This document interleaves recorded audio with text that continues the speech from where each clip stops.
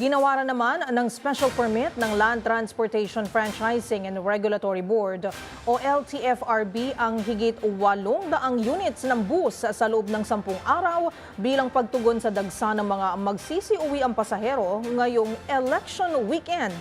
Giit ng ahensya para ito sa publiko at hindi maaring gamitin sa pangangampanya. Magbabalita si Val Gonzalez.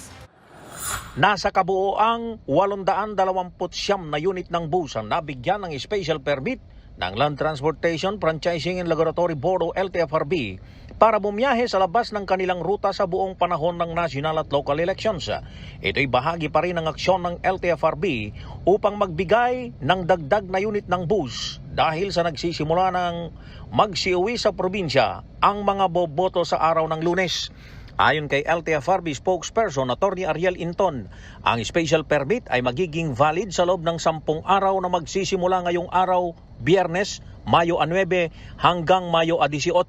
Sa halos 1,000 nag-apply ng special permit, mahigit 50 ang hindi naprobahan dahil sa hindi compliance sa inihinging mga requirements. Ang mga ito ay hindi pumasa sa road worthiness inspection at iba pang mga kadahilanan. Paliwanag ni Atty. Inton, lahat ng nabigyan ng special permit ay para sa general riding public at walang pinapayagang bus unit na para lamang sa isang politiko na maghahatido magsusundo ng kanilang mga taga-suporta.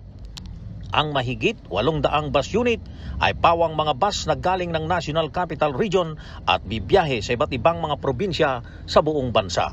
Para sa MBC TV Network News, ako si Val Gonzalez, DZRH, una sa Pilipinas, una sa Pilipino.